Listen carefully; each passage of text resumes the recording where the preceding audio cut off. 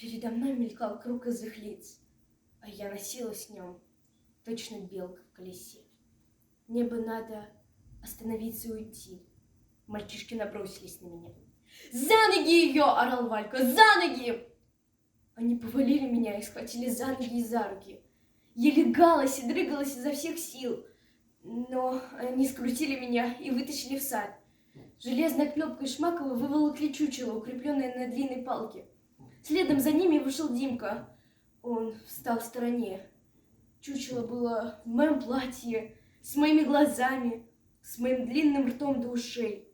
Ноги были сделаны из чулок доверху набитых соломой, а на шее у меня, то есть у чучела, болталась дощечка со словами «Чучело, предатель».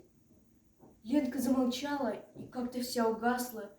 Николай Николаевич понял, что наступил предел ее рассказа и предел ее сил.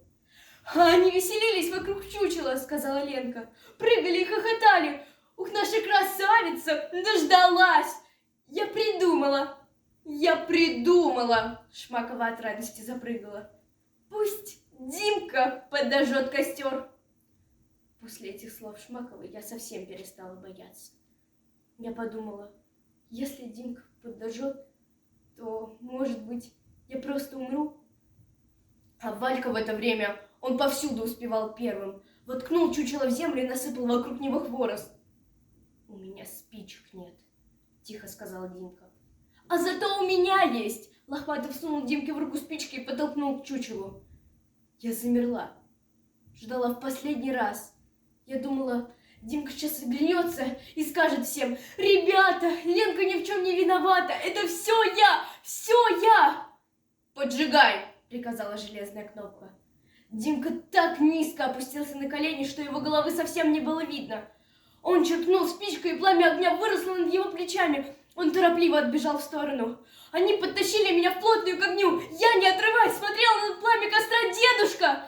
Я почувствовала тогда, как огонь жжет, печет и кусает, хотя до меня доходили только волны его тепла. Я закричала. Я так закричала, что они от неожиданности выпустили меня. Когда они меня выпустили, я бросилась к костру и стала расшвыривать его ногами, хватала горячие сучья руками. Мне не хотелось, чтобы чучело горело. Мне почему-то этого страшно не хотелось. Первым опомнился Димка. «Ты что, очумела?» Он пытался оттащить меня от огня. «Это же шутка была! Ты что, шуток не понимаешь?» Я сильная стала. Легко его победила. Так толкнула, что у него только пятки сверкнули к небу. А сама вырвала из огня чучело и стала размахивать его над головами. От него летели искры, и все они шарахались от этих искр. Они разбежались.